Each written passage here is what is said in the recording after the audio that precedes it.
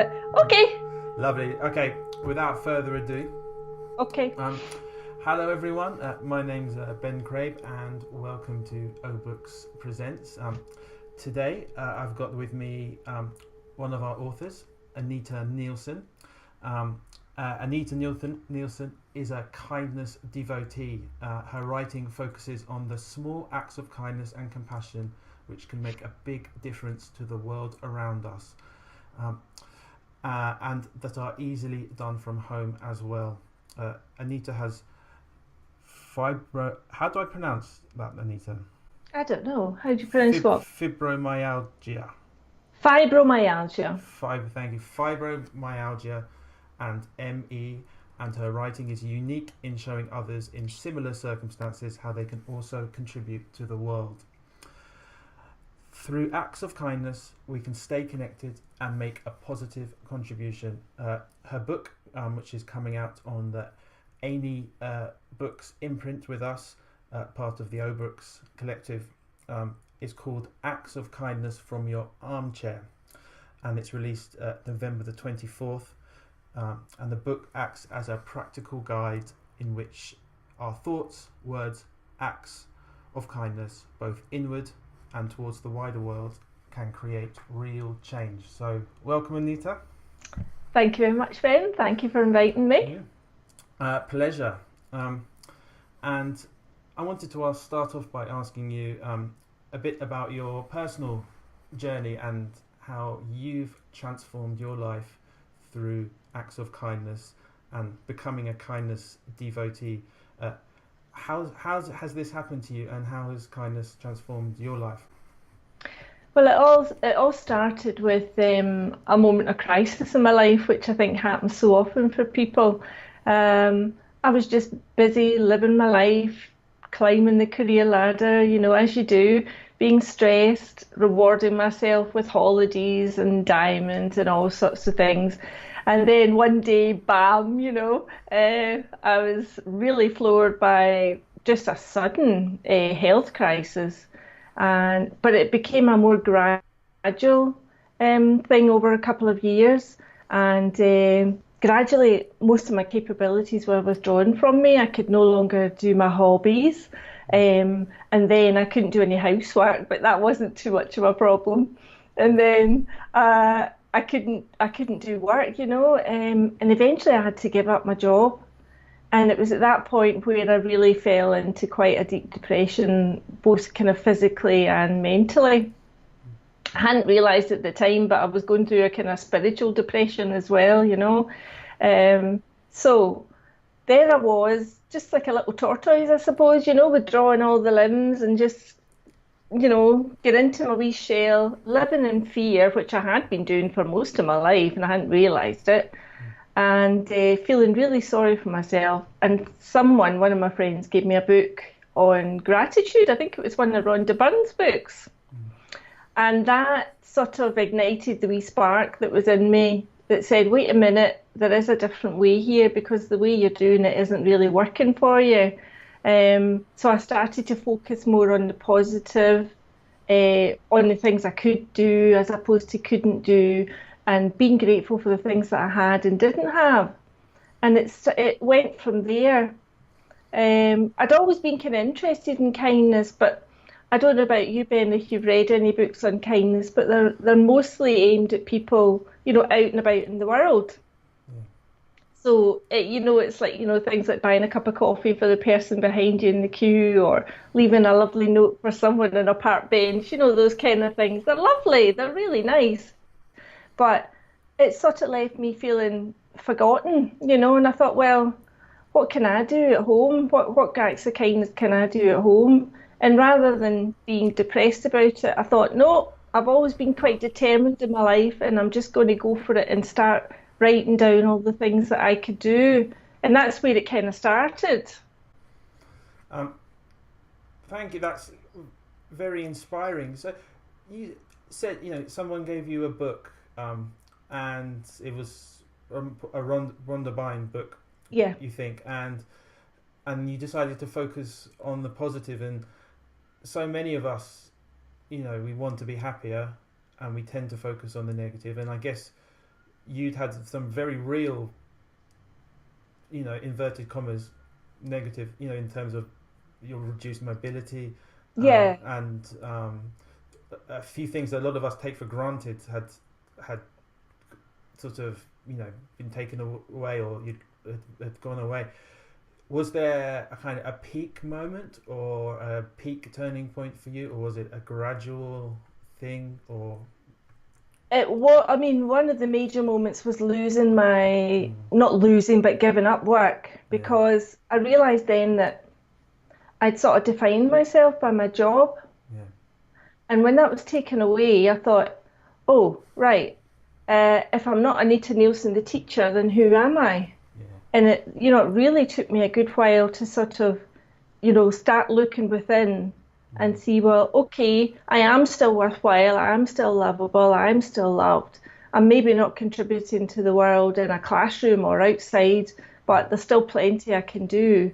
And it really has transformed my life. Just this, in a way, Ben, it seems silly perhaps to you to say it, but I feel so grateful for this period of ill health because yeah, it gave me the time for the introspection, and it gave me the time to sort of realise what I did have and how I could contribute. And it also gave me a lot more compassion for people in a similar situation because I'd yeah. never had it before.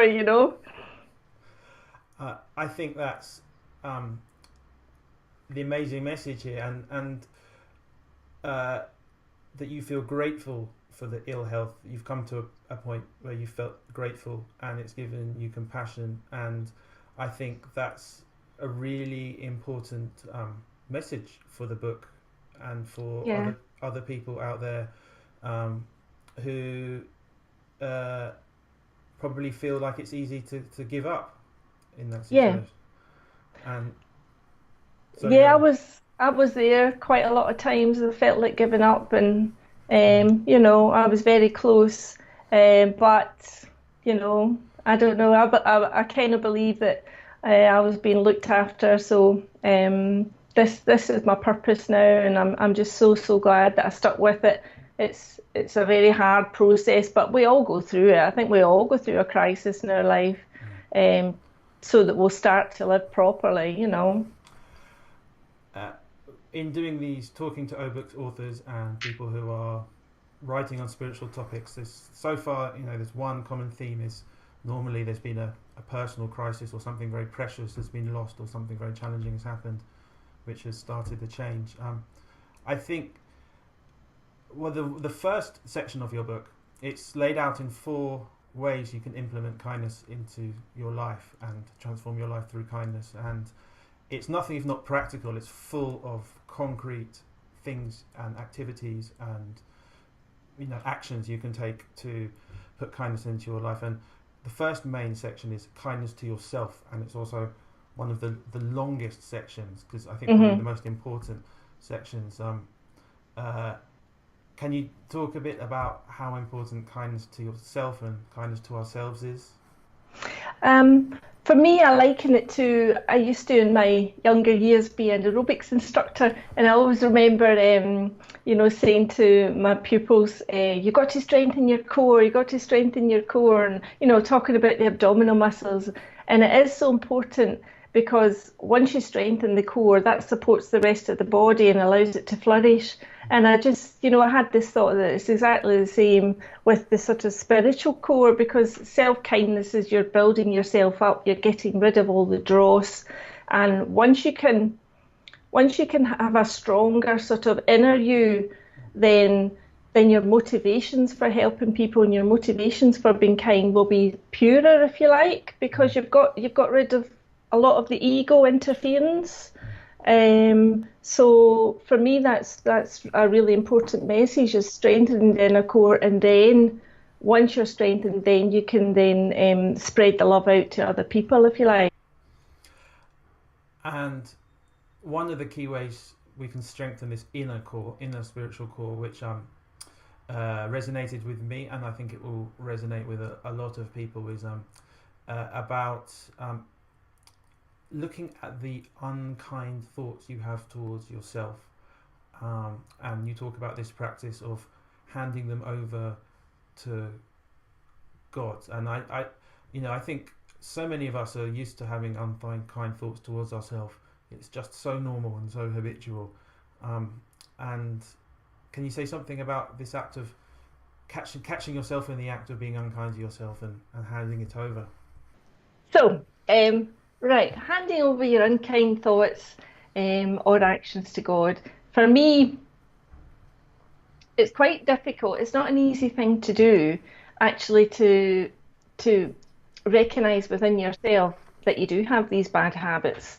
But I think it's really important that you do that because I've mentioned before about getting rid of the dross to strengthen your spiritual core. So what I learned from basically meditation class, I started doing meditation and that completely transformed my life. I learned from that the benefit of just handing things over and letting go.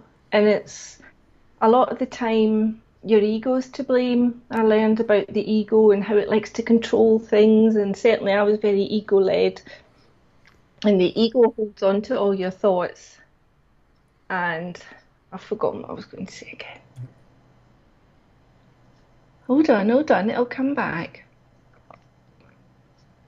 So yeah, you have to recognize and accept this bad habit. And then how you hand it over is one of the practices in the book is a meditation. And even if you're not used to meditation, you can just sit quietly for a few minutes and get into a quiet inner space and calm down your breathing. And then what I suggest that you do is, and I learned this from cognitive behavior therapy as well, actually. So, it's a mix of traditional and alternative therapies. But what to do is, once you're in that quiet space, think about that bad habit that you want to hand over. Okay, so say it's talking badly about yourself, which I tend to do as well, bring yourself down. So think about that and think back, well, when did that actually start?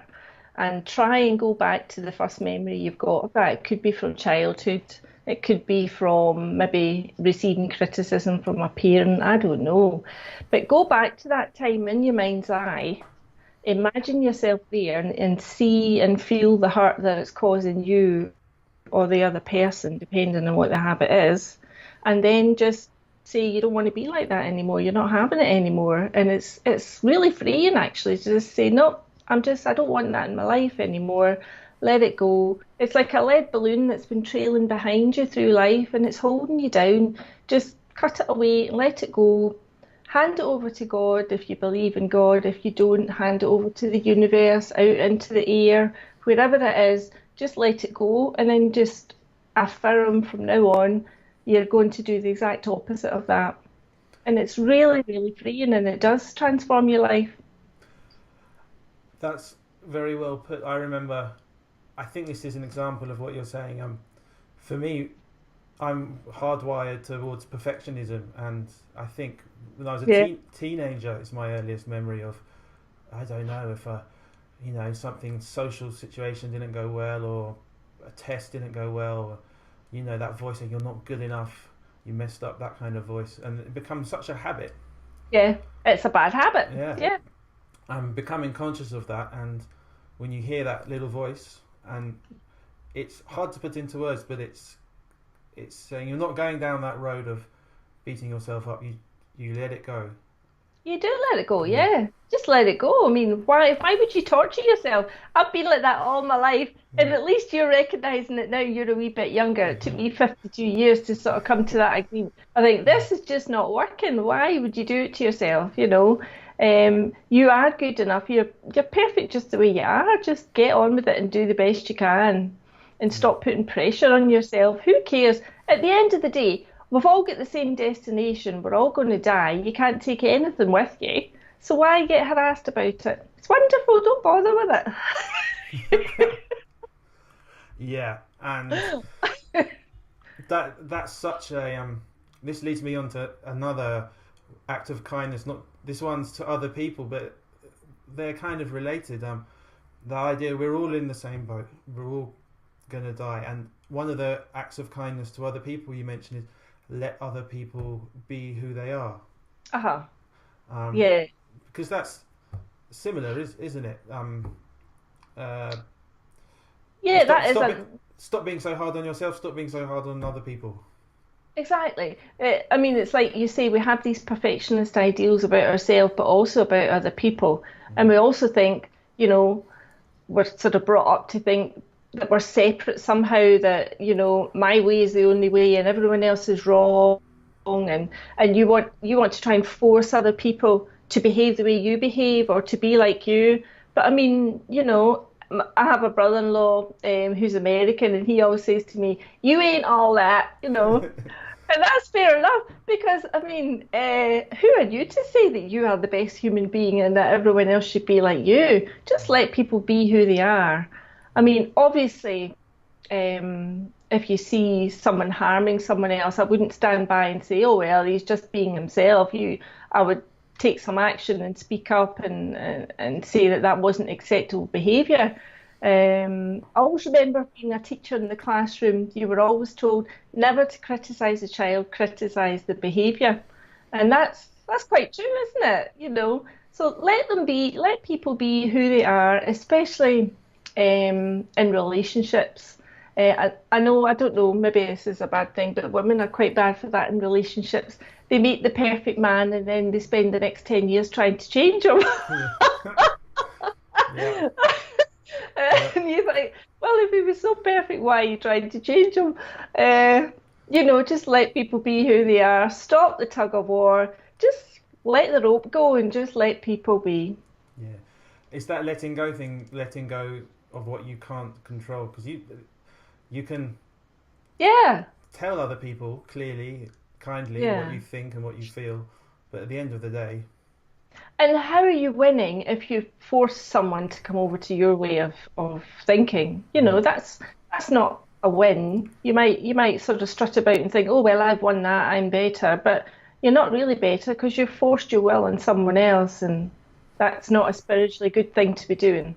mm, no, and I think that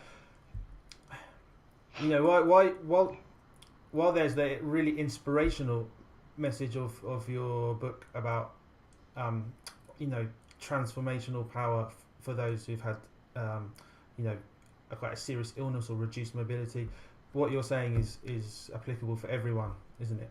Or Absolutely, yeah, yeah. I'm thinking now. When you say that, I was thinking of parenting and my own 4-year-old son, and the same thing. About how to be captain of the ship as a parent, and the difference between when you force your will and when you're able to Yeah, communicate yeah, more kindly.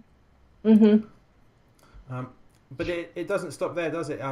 Because we've got kindness to ourselves, yourself, kindness to others, and then kindness to the animal kingdom. And Hmm. and you talk about something called ahimsa. I think that's how you Yeah, pronounce it. this And is one that, yeah. yeah, Hmm. Carry on. and I think that's an Eastern philosophical term, isn't it? Yeah, I came across this once I started to get interested in this sort of thing. You're naturally sort of drawn towards more spiritual reading, Mm. and I certainly have come across that term ahimsa, and it just means do no harm. I think Mm. it's very high up on the Buddhist and the Hindu philosophies, and I love the idea of that. I mean, when I think back to childhood, I think. Killing spiders and all sorts of things, and maybe Yeah. kicking the dog if he wasn't behaving. The kind of things you do when you're a child. You don't think, but you know now within yourself that that is not the right thing to do. So the idea behind ahimsa is, yeah, fair enough. If you have a rhinoceros coming towards you, take some action and defend yourself Mm. by whatever means necessary. But that's not really going to happen very much, I don't think, in Scotland or Britain. But the reason behind it is just to not go through life thinking that it's okay to kill just because you can. Mm. So I must share with you one of the great things I've found, which has transformed my life, and it's a simple thing. It's it's a big long tube thing you get from Lakeland, and it's got a buzzer on one end and a stopper on the other. And if a spider comes in, instead of going into your terrified flap, or if a wasp comes in, you just take the big tube and you press the button and it sucks the offending creature into the tube. And you put the stopper on, take it outside and set it free in the bush. I tell you, it's wonderful. It's so much better. Your heart doesn't, your heart doesn't go crazy after a while. And I believe that we get these opportunities again and again and again. And if you don't deal with it properly the first time, you just keep getting it again and again and again. So the more I would stand in front of a spider or a wasp and scream and shout for my husband to come and kill it, the more they kept coming in. I do believe that. They kept coming into the house. So now I bought this wonderful gadget. Wonderful, amazing. I can thoroughly recommend it. What's it called again? Um, I can't remember the exact name, but it's like a bug catcher. Yeah. And you get it from Lakeland, but there's plenty other available things out there as well. But that one is a simple thing that you can do from home, just to look after your wildlife and look after the animals. You don't need to kill things just because you can, just because you're bigger. I mean, who's more scared, the spider or you? Look at the size of you compared to the spider. Yeah, yeah. And I can also I do something similar at home. I use it's not quite the long tube. I use a jar and a piece of paper and There try you go. and do it that way. And Yeah. that's like an example of something small and Uh-huh. some that you can do every day that's kind. But if you do Yep. it a lot over a period of time, that's when you start to change, really, isn't it? Yeah, it is because it becomes a new habit. What we're doing in the book is you're getting rid of old habits and you're entraining new habits. Yeah. And it takes a long time. I mean, a long time to get a new habit, maybe at least a fortnight, or if you were doing it every single day, it can take a while, but soon you'll get to the point where you do it automatically and you'll think, oh, that's great. I don't have to think about that now. It's like being kind to people or remembering to smile to people. At the Mm. start, you've really got to work on it and think, right, oh, I'm not used to looking people in the eye, even. Yeah. But the more you do it, the more it just becomes natural. And I tell you, that's another wonderful thing to do is to actually look people in the eye and smile at them Yeah. because it makes them smile back and it's Mm. wonderful. It's really, really lovely. And I really, that's one that really resonates with me because I think how many times has my day been completely uplifted by someone looking me in the eye and smiling and being warm. It could be the bank person in the bank. It could be, Yeah. uh, Absolutely, yeah. A simple thing like that. And even if it's just if you're stuck at home like me, it's mm, not through ill health, or it could be maybe you just live in an isolated community or whatever, and you don't see a lot of people. It could even just be the postman or the yeah, delivery man, anybody at all. I mean, we're all just people, aren't we, at the end of the yeah. day? So just make someone's day better. That's the philosophy behind the kindness now. Make someone's day better. And that's that's part of the message in the book is maybe if you're isolated through illness or location, or maybe you just feel like a little person in a big world, and you're able-bodied. Little things count is the message, isn't it? Absolutely, the little Mm, things count. And it took me a while to realise that. mm, If you think about it, we're not all, I mean, we are all created equally. I do believe that. We're not all made to be, Obamas or tie ourselves to trees or, yeah, travel the world on Greenpeace boats. Those are wonderful. They're great activities, but not all of us want to do that or can do that. But if you think about it, a lot of acts come from words. mm, Words come from thoughts, and we all have thoughts. And it's really, really important that you make your thoughts positive. That's one of the main messages that's come out for me. Because I did mention about being so negative before and living in fear, and just changing your whole attitude and changing your thoughts and the way you speak about yourself and other people is so powerful. And it does have an effect on people around you because they'll notice and they'll think, oh, she's a lot kinder, she's calm. How does he do that? And I want some of that. And it reverberates out, I think. yeah. One of the times when I think lots of us feel most discouraged, is the news. Sometimes when you see a piece of bad news that this world leader's doing this or this scandal happened here, or there's that sense of this is out of control. What's the point? Hmm. And you talk about our relationship to news in the book, don't you? Yeah, absolutely. God, I used to be so addicted to news and politics programs and social affairs, all this kind of thing. And I hadn't realized that I was just immersing myself, almost drowning in all this sort of hype and misery. Mm. Okay, some people will say, oh, it's very idealistic not to watch the news, and there are lots of things happening that are bad in the world, and absolutely there are, but I don't need to see them and read about them, 24/7. I just choose not to.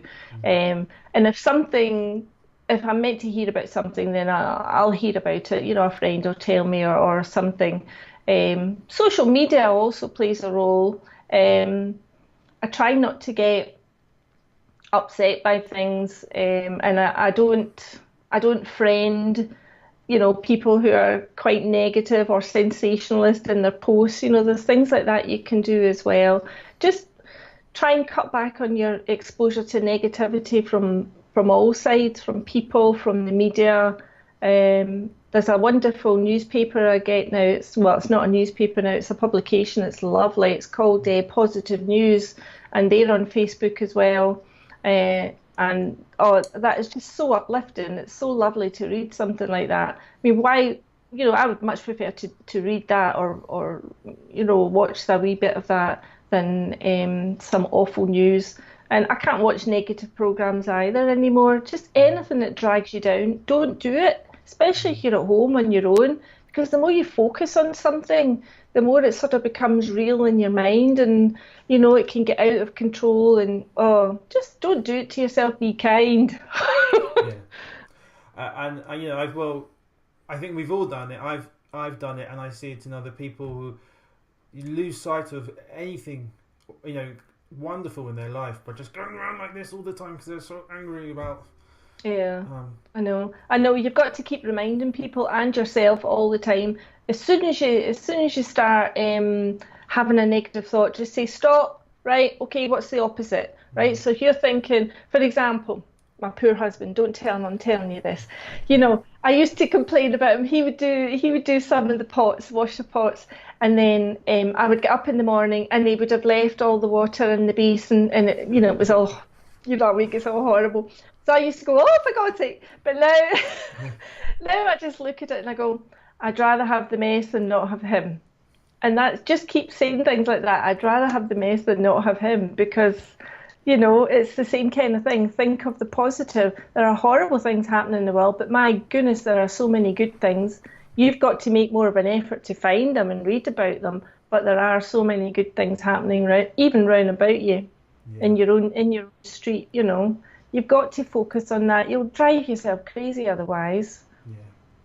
yeah, yeah, and um, in your book is nothing if not practical. You know, it's full of tangible. It's not a theory about being kind. It's full of practical exercises which you can do and Yeah. see for yourself. And there's a lot of exercises in the book. And if someone who read it for the first time might think, I want to change. I want to make these changes, but where do I start? What advice would you have to anyone sifting through and Uh-huh. starting off doing this kind of thing? Really, the book can be read in lots of different levels. I mean, if it was me, but then Mm. I'm a bit OCD, I start at the beginning of a book and I Yeah, work my way through to the end. yeah, There are lots of other people who just dip in and, say you're interested in, wanting to see how can you help look after the environment from home. Just look that up in the front, yeah, the contents, and go and read that and work on the practices in that for, a good couple of weeks. Try and put things into practice and really work on that. Um, Another way of looking at the book is, if you're more sort of spiritually minded, it's sort of a journey of it's a stepping stone, if you like, to your journey in spiritual development, because you start off and it's all thinking about yourself, and how that we're separate, and you work on yourself, then you spread that outwards, And by doing that, by being kind to other people, you realise, oh, wait a minute, we are all kind of similar and we are all connected. And then it goes out further still to encompass the world. And then it comes all the way back in again to the start. But when you come back to yourself, you've actually got a better understanding of who you are and your place in Mm, the world and your purpose in it. mm, So there are many different levels in the book, I think. So really do what is best for you. As I say, for me, I think strengthening your spiritual core is good. But I know mm, some people don't like doing all the exercises. So just, do one or two for heaven's sake and do what resonates with you because there's so much in it. mm. And I certainly didn't learn all these things, in the space of 2 weeks. This is, a good couple of years worth of exercises, practices, spiritual reading that I've just accumulated because I wanted to help people who were in similar situations to me. Mm. And also, I mean, anybody really that can read it, but I did want to make sure that it was inclusive for people who were stuck at home. I hate using that word stuck at home because we're Yeah. not stuck. It's as if our home's a prison, just let the walls fall away. It's not a prison. So, Uh, so you stick to, start go to with what resonates with you, and this idea of reverberating out or ripples in a pond or something small going yeah, out is key. Yeah. yeah, absolutely, absolutely. I like to think of acts of kindness as right. Imagine you were up in the space station, okay, and you're looking down on the Earth. You can see the globe. So reach behind, Mm, okay, and mm, unbutton it as if it was like a big jumper. Unbutton it mm, and lay it all out flat. So it's a big old tapestry, and you can see bigger bits and smaller bits. Some bits are brighter, some bits are duller, but everything is held together by little small threads in the tapestry. And all our acts of kindness and all our good thoughts, they're all the little threads. And if we didn't have them, the thing would fall apart. mm, So, they're key. yeah. I think any, anyone listening to you could tell that you practice what you preach because you just lovely, positive, buoyant energy. But can you spell out the kind of qualitative difference in your life these days? Is it kind of a sense of peace, a sense of enjoyment? Is it how is it all? How has it all Oh, changed yourself? my life now is completely different to what it was Mm, before. I mm, mean, I'm blessed to have had the illness. I can't mm, believe how much more positive I am now.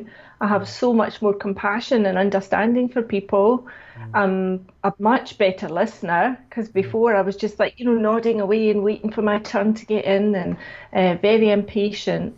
And kindness has got a lot to do with that, but so has meditation and just getting into that space of inner peace. It has really changed my life. yeah. And people say they do see a kind of glow about me, I'm happy and contented. And I just want to help other people be the same because it's a lovely place to be. Mm, And even if you are out in the workplace and you're stressed, and I mean, you can choose to be stressed or you can just choose to do things differently. So I say do things differently because it will make you calmer and happier. this is very inspiring. And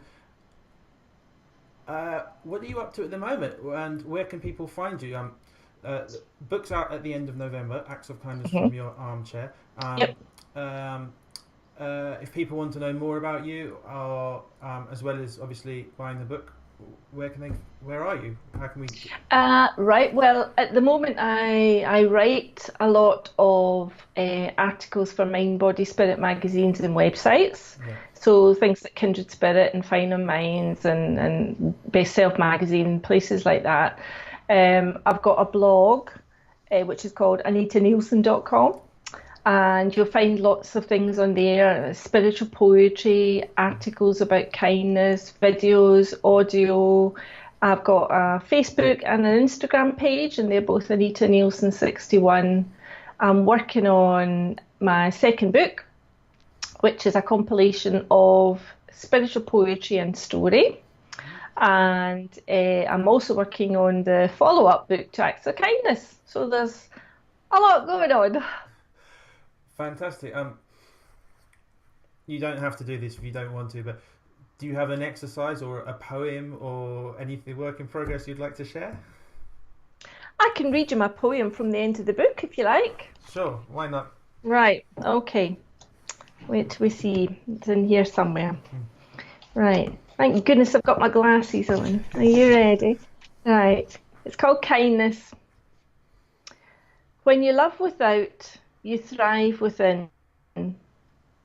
When you care for others, your soul is swaddled in the arms of the Creator. Each ripple of your compassion fills the infinite ocean. Each step you take to connect with your neighbour lightens and brightens your inner demeanour. No longer will you walk on by, but notice and act. No longer will you make others cry, but embrace them instead with the endless reach of your love. At each moment, recall our interconnectedness. Remember that we are one. In this moment, know that you are amazing, a blessing from above. In every moment, may you choose kindness and love. Beautiful. For every moment, may you choose kindness and love. Yeah, that's the thought.